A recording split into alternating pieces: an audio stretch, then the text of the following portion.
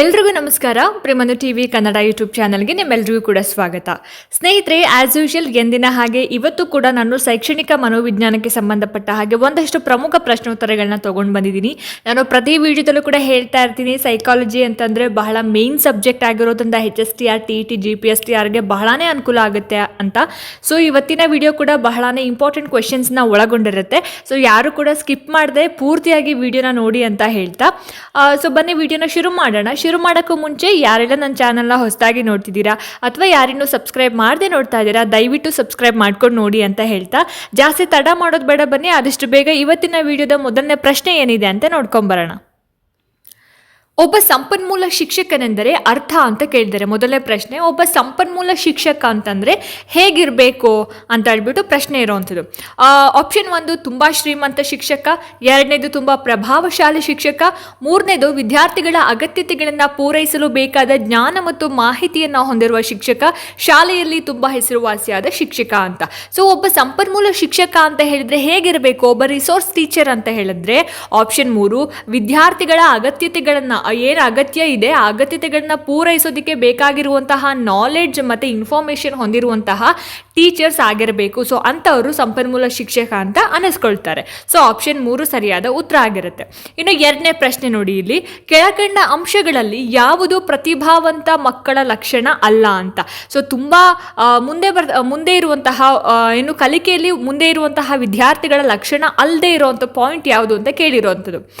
ಮೊದಲನೇದು ನಿಧಾನ ಕಲಿಕೆ, ಸೃಜನಾತ್ಮಕ ಚಿಂತನೆ, ನಾವೀನ್ಯತೆ, ಕುತೂಹಲ ಅಂತ ಇದೆ. ಸೊ ಆಸ್ ಯೂಶುವಲ್ ನಿಧಾನ ಕಲಿಕೆ. ಸೊ ಕಲಿಕೆಯಲ್ಲಿ ನಿಧಾನ ಮಾಡುವಂತಹ ಸ್ಟೂಡೆಂಟ್ಸ್ನ ನಾವು ಯಾವತ್ತೂ ಪ್ರತಿಭಾವಂತ ಸ್ಟೂಡೆಂಟ್ಸ್ ಅಂತ ಹೇಳೋದಿಲ್ಲ. ಸೊ ಹಾಗಾಗಿ ಪ್ರತಿಭಾವಂತ ಮಕ್ಕಳಲ್ಲಿ ಸೃಜನಾತ್ಮಕ ಚಿಂತನೆ ಇರುತ್ತೆ, ನಾವೀನ್ಯತೆ ಇರುತ್ತೆ, ಅವರಿಗೆ ತಿಳ್ಕೊಳ್ಳುವಂತಹ ಒಂದು ಆಸಕ್ತಿ, ಕುತೂಹಲ ಇರುತ್ತೆ. ಸೊ ನಿಧಾನ ಕಲಿಕೆ ಅಂತಕ್ಕಂಥದ್ದು ಪ್ರತಿಭಾವಂತ ವಿದ್ಯಾರ್ಥಿಗಳ ಲಕ್ಷಣ ಅಲ್ಲ.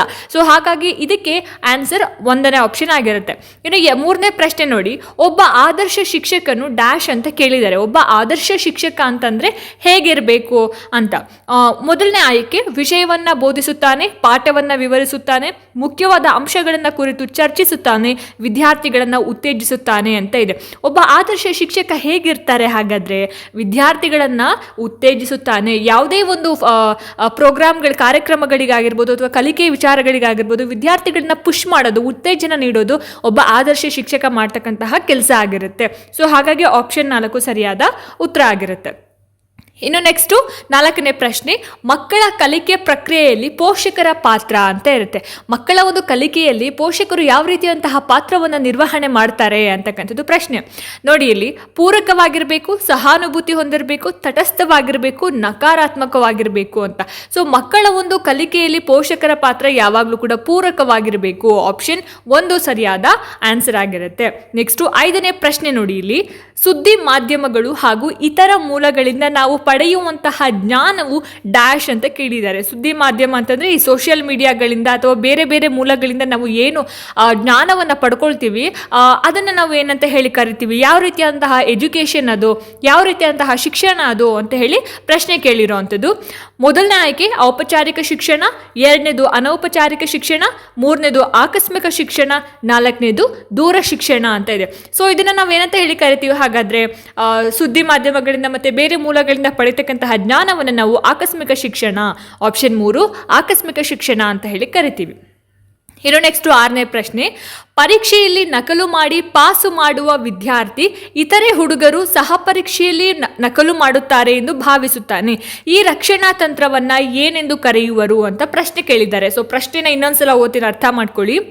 ಪರೀಕ್ಷೆಯಲ್ಲಿ ನಕಲು ಮಾಡಿ ಪಾಸ್ ಮಾಡ್ಕೊಳ್ಳುವಂತಹ ವಿದ್ಯಾರ್ಥಿ ಬೇರೆ ಹುಡುಗರು ಕೂಡ ಪರೀಕ್ಷೆಯಲ್ಲಿ ನಕಲು ಮಾಡ್ತಾರೆ ಅಂತ ಭಾವಿಸ್ತಾನೆ. ಸೊ ಈ ರೀತಿಯಾದಂತಹ ಒಂದು ರಕ್ಷಣಾ ತಂತ್ರವನ್ನು ಏನಂತ ಹೇಳಿ ಕರೀತಾರೆ ಅಂತ ಪ್ರಶ್ನೆ ಇರೋವಂಥದ್ದು. ಸೊ ಆಯ್ಕೆಗಳನ್ನ ನೋಡಿ, ಇಲ್ಲಿ ಪ್ರತಿಗಮನ ಅಂತ ಅಥವಾ ಪಲಾಯನ, ಬಾಹ್ಯಾರೋಪಣೆ, ಉದಾತ್ತೀಕರಣ, ತಾರ್ಕಿಕವಾದ ಅಂತ ಇದೆ. ಸೊ ಏನಿರ್ಬೋದು ಇದಕ್ಕೆ ಆನ್ಸರ್? ಆಪ್ಷನ್ 2 ಬಾಹ್ಯಾರೋಪಣೆ ಅನ್ನೋದು ಸರಿಯಾದ ಉತ್ತರ ಆಗತ್ತೆ. ನೆಕ್ಸ್ಟ್ ಇಲ್ಲಿ 7ನೇ ಪ್ರಶ್ನೆ ನೋಡಿ, ಇಲ್ಲಿ ನೈದಾನಿಕ ಪರೀಕ್ಷೆಯ ಮುಖ್ಯ ಉದ್ದೇಶ ಏನನ್ನ ಗುರುತಿಸುವುದೆಂದರೆ ಅಂತ ಕೇಳಿದ್ದಾರೆ. ಸೊ ನಾವು ನೈದಾನಿಕ ಪರೀಕ್ಷೆಯನ್ನ ಏನಕ್ಕೋಸ್ಕರ ಮಾಡ್ತೀವಿ, ಏನನ್ನ ಐಡೆಂಟಿಫೈ ಮಾಡೋದಕ್ಕೋಸ್ಕರ ನಾವು ನೈದಾನಿಕ ಪರೀಕ್ಷೆಯನ್ನ ಮಾಡ್ತೀವಿ, ಅದರೊಂದು ಉದ್ದೇಶ ಏನು ಅಂತ ನೋಡಿ. ಇಲ್ಲಿ ಆಯ್ಕೆ 1 ವಿದ್ಯಾರ್ಥಿಗಳ ನಿರ್ದಿಷ್ಟ ಸಮಸ್ಯೆಗಳನ್ನು ತಿಳ್ಕೊಳ್ಳೋದಕ್ಕೆ, ವಿದ್ಯಾರ್ಥಿಗಳ ಶೈಕ್ಷಣಿಕ ಸಮಸ್ಯೆಗಳನ್ನ ತಿಳ್ಕೊಳ್ಳೋದಕ್ಕೆ, ತರಗತಿಯ ಸಾಧನೆಯ ಸಾಮಾನ್ಯ ಸಮಸ್ಯೆಗಳು, ಹಾಗೆಯೇ ವಿದ್ಯಾರ್ಥಿಗಳ ಮಾನಸಿಕ ಸಮಸ್ಯೆಗಳನ್ನು ತಿಳಿದುಕೊಳ್ಳೋದಕ್ಕೆ ಅಂತ 4 ಆಯ್ಕೆಗಳಿದ್ದಾವೆ. ಸೊ ಏನಿರ್ಬೋದು ಆನ್ಸರ್ ಹಾಗಾದರೆ ಇದಕ್ಕೆ? ಆಪ್ಷನ್ 2 ವಿದ್ಯಾರ್ಥಿಗಳ ಶೈಕ್ಷಣಿಕ ಸಮಸ್ಯೆಗಳನ್ನ ತಿಳ್ಕೊಳ್ಳೋದಕ್ಕೆ ನಾವು ಏನು ಮಾಡ್ತೀವಿ ಅಂತಂದರೆ ನೈದಾನಿಕ ಪರೀಕ್ಷೆಗಳನ್ನು ಮಾಡ್ತೀವಿ. ಮಾಡುವಂತಹ ಉದ್ದೇಶನೇ ಇದಾಗಿರುತ್ತೆ. ಸೊ ಹಾಗಾಗಿ ಆಪ್ಷನ್ 2 ಸರಿಯಾದ ಆನ್ಸರ್ ಆಗಿರುತ್ತೆ. ಇನ್ನು 8ನೇ ಪ್ರಶ್ನೆ ನೋಡಿ, 2 ಚಲಕಗಳ ನಡುವೆ ಸಹಸಂಬಂಧ ಇದ್ದಾಗ ನಾವು ಏನು ಹೇಳಬಹುದು ಎಂದರೆ ಅಂತ ಕೇಳಿದ್ದಾರೆ. 2 ಚಲಕಗಳ ನಡುವೆ ಸಹಸಂಬಂಧ ಇದ್ದಾಗ ನಾವೇನು ಹೇಳ್ತೀವಿ ಅದಕ್ಕೆ ಅಂತ ಹೇಳ್ಬಿಟ್ಟು 8ನೇ ಪ್ರಶ್ನೆ ನೋಡಿ. ಇಲ್ಲಿ ಆಯ್ಕೆಗಳು: 2 ಚಲಕಗಳು ಪರಸ್ಪರ ಸಂಬಂಧ ಹೊಂದಿವೆ, 2 ಚಲಕಗಳು ಪರಸ್ಪರ ಸಂಬಂಧ ಹೊಂದಿಲ್ಲ, 2 ಚಲಕಗಳು ಕಾರ್ಯಕಾರಣ ಸಂಬಂಧವನ್ನ ಹೊಂದಿವೆ, ಮೇಲಿನ ಯಾವುದೂ ಅಲ್ಲ ಅಂತ ಇದೆ. ಸೊ ಇದಕ್ಕೆ ಸರಿಯಾದ ಉತ್ತರ ಏನಪ್ಪ ಅಂತಂದ್ರೆ ಆಪ್ಷನ್ 3 2 ಚಲಕಗಳು ಕಾರ್ಯಕಾರಣ ಸಂಬಂಧವನ್ನ ಹೊಂದಿದೆ ಅನ್ನೋದು ಸರಿಯಾದ ಆನ್ಸರ್ ಆಗುತ್ತೆ. ಇನ್ನು ನೆಕ್ಸ್ಟ್ 9ನೇ ಪ್ರಶ್ನೆ ನೋಡಿ. ಇಲ್ಲಿ ಕಪ್ಪು ಹಲಗೆಯು ಬೋಧನಾ ಸಲಕರಣೆಗಳಲ್ಲಿ ಯಾವ ಗುಂಪಿಗೆ ಸೇರುತ್ತದೆ ಅಂತ. ಸೊ ಶಿಕ್ಷಕರು ಪಾಠ ತರಗತಿ ಅಂತಂದಾಗ ಬ್ಲ್ಯಾಕ್ ಬೋರ್ಡ್ ಕಪ್ಪು ಹಲಗೆ ಇರಲೇಬೇಕಾಗುತ್ತೆ. ಸೊ ಕಪ್ಪು ಹಲಗೆನೂ ಕೂಡ ಒಂದು ಟೀಚಿಂಗ್ ಏಡ್ಸ್ ಆಗಿ ನಾವು ಬಳಸ್ಕೋತೀವಿ. ಸೊ ಇದು ಯಾವ ರೀತಿಯಾದಂತಹ ಬೋಧನಾ ಸಲಕರಣೆಗಳಿಗೆ ಸೇರುತ್ತೆ ಅಂತ ಪ್ರಶ್ನೆ ಕೇಳಿರುವಂಥದ್ದು. ಸೊ ನೋಡಿ ಇಲ್ಲಿ ದೃಕ್ಶ್ರವಣ, ದೃಶ್ಯ, ಶ್ರವಣ, ಮೇಲಿನ ಯಾವುದೂ ಅಲ್ಲ ಅಂತ ಇದೆ. ಸೊ ಕಪ್ಪು ಹಲಗೆ ಅಂತಕ್ಕಂಥದ್ದು ಯಾವ ರೀತಿಯಾದಂತಹ ಒಂದು ಟೀಚಿಂಗ್ ಏಡ್ಸ್ ಆಗುತ್ತೆ. ಹಾಗಾದರೆ ಇಲ್ಲಿ 9ನೇ ಪ್ರಶ್ನೆಗೆ ಸರಿಯಾದ ಉತ್ತರ ಏನಪ್ಪ ಅಂತ ಹೇಳಿದ್ರೆ ಆಪ್ಷನ್ 2 ದೃಶ್ಯ ಅಂತ ಇದೆ. ಸೊ ನಾವಲ್ಲಿ ಏನೇ ಒಂದು ಬರೆದ್ರೂ ಕೂಡ ಅದನ್ನು ನಾವು ಕಣ್ಣುಗಳಿಂದ ನೋಡ್ತೀವಿ, ಅದು ದೃಶ್ಯ ಆಗುತ್ತೆ. ಸೊ ಹಾಗಾಗಿ ಇದು ದೃಶ್ಯೋಪಕರಣ ಆಗುವಂಥದ್ದು. ಆಪ್ಷನ್ 2 ದೃಶ್ಯ ಸರಿಯಾದ ಉತ್ತರ ಆಗುತ್ತೆ. ನೆಕ್ಸ್ಟು 10ನೇ ಪ್ರಶ್ನೆ. ತಬ್ರೇಜ್ 7ನೇ ತರಗತಿ ವಿದ್ಯಾರ್ಥಿ ಕ್ರೀಡೆಗಳಲ್ಲಿ ತುಂಬ ಆಸಕ್ತಿ ಹೊಂದಿದ್ದಾನೆ, ಆದರೆ ಮುಂದೆ ಓದಿನಲ್ಲಿ ಆಸಕ್ತಿ ಇಲ್ಲ. ಅವನಿಗೆ ನಿಮ್ಮ ಮಾರ್ಗದರ್ಶನ ಏನು ಅಂತ. ಅಂದರೆ ಆ ಹುಡುಗ ಸ್ಪೋರ್ಟ್ಸ್ನಲ್ಲಿ ತುಂಬಾ ಆಸಕ್ತಿ ಹೊಂದಿದ್ದಾನೆ, ಬಹಳ ಮುಂದೆ ಇದ್ದಾನೆ, ಆದರೆ ಅವನಿಗೆ ಓದೋ ಕಡೆ ಕಾನ್ಸಂಟ್ರೇಟ್ ಮಾಡೋಕ್ಕಾಗ್ತಿಲ್ಲ, ಅವನಿಗೆ ಓದೋದಂದರೆ ಇಷ್ಟ ಇಲ್ಲ. ಸೊ ಅಂತಹ ವಿದ್ಯಾರ್ಥಿಗೆ ನೀವು ಯಾವ ರೀತಿಯಾದಂತಹ ಮಾರ್ಗದರ್ಶನವನ್ನು ಅಥವಾ ಯಾವ ರೀತಿಯಾದಂತಹ ಒಂದು ಸಜೆಷನನ್ನು ಕೊಡೋದಕ್ಕೆ ಇಷ್ಟಪಡ್ತೀರಾ ಅಂತ ಹೇಳಿಬಿಟ್ಟು ಕೇಳಿರೋಂಥದ್ದು ಪ್ರಶ್ನೆ. 10ನೇ ಪ್ರಶ್ನೆ ನೋಡಿ. ಇಲ್ಲಿ ಆಪ್ಷನ್ 1 ಕ್ರೀಡೆಗಳಲ್ಲಿ ಮುಂದೆ ಬಾ, ಆಪ್ಷನ್ 2 ಓದು ಮತ್ತು ಕ್ರೀಡೆಯನ್ನು ಸರಿದೂಗಿಸು, ಆಪ್ಷನ್ 3 ಓದಿನ ಕಡೆಗೆ ಗಮನ ಕೊಡು, ಆಪ್ಷನ್ 4 ಮಾರ್ಗದರ್ಶನ ಮಾಡುವುದಿಲ್ಲ ಅಂತ ಇದೆ.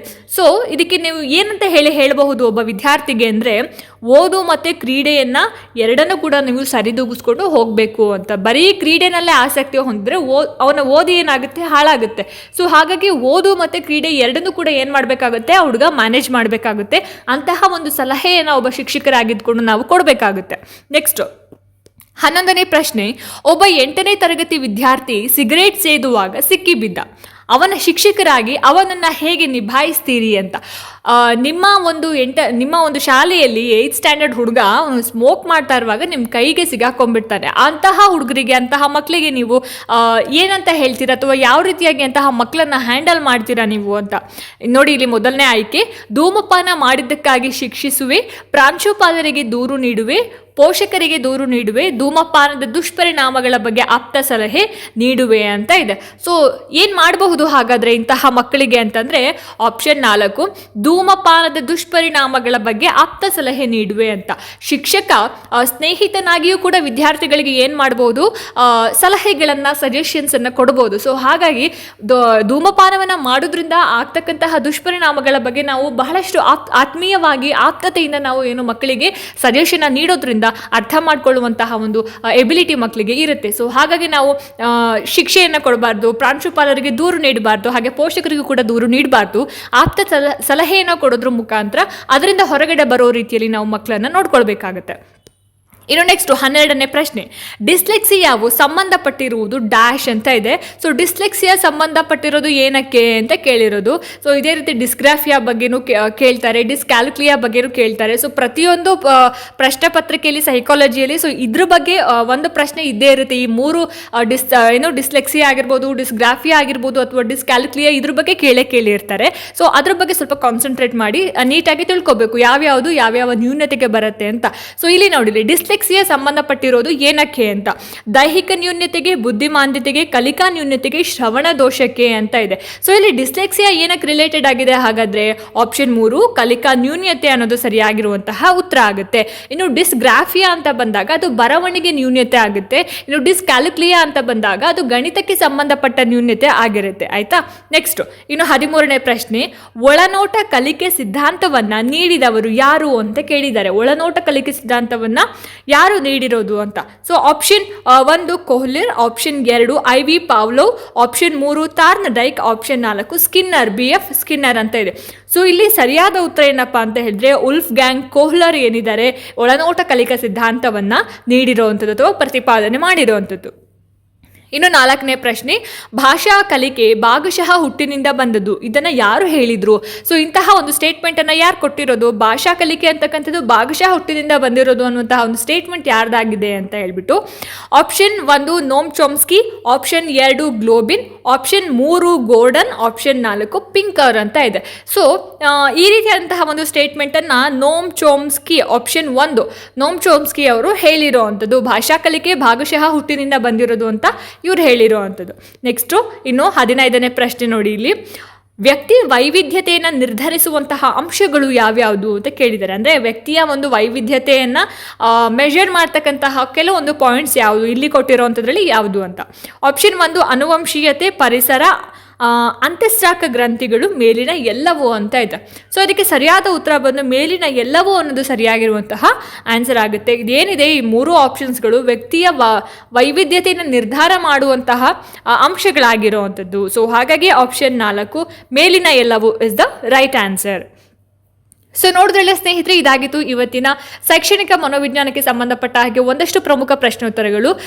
ಸೊ ಈ ಪ್ರಶ್ನೋತ್ತರಗಳು ನಿಮಗೆ ಖಂಡಿತವಾಗ್ಲೂ ಕೂಡ ಅನುಕೂಲ ಆಗುತ್ತೆ. ನಿಮಗೆ ಈ ವಿಡಿಯೋ ಇಷ್ಟ ಆಗಿದೆ ಅಂತ ಭಾವಿಸ್ತೀನಿ. ಇಷ್ಟ ಆಯಿತು ಅಂತಂದರೆ ದಯವಿಟ್ಟು ಲೈಕ್ ಮಾಡಿ, ಶೇರ್ ಮಾಡಿ. ಹಾಗೆ ನಿಮ್ಮ ಅನಿಸಿಕೆ ಅಭಿಪ್ರಾಯಗಳು ಏನೇ ಇದ್ರೂ ಕೂಡ ನನಗೆ ಕಾಮೆಂಟ್ ಸೆಕ್ಷನಲ್ಲಿ ತಿಳಿಸಿ ಅಂತ ಹೇಳ್ತಾ, ಇದೇ ರೀತಿ ಹೆಚ್ಚಿನ ವೀಡಿಯೋಸ್ಗಳಿಗೋಸ್ಕರ ನಿರಂತರವಾಗಿ ನನ್ನ ಚಾನಲನ್ನು ನೋಡ್ತಾ ಇರಿ. ಮುಂದಿನ ವೀಡಿಯೋಸ್ಗಳಲ್ಲಿ ನಾನು ನಿಮಗೆ ಸಿಗ್ತೀನಿ. ಅಲ್ಲಿ ತನಕ ಎಲ್ರಿಗೂ ನಮಸ್ಕಾರ.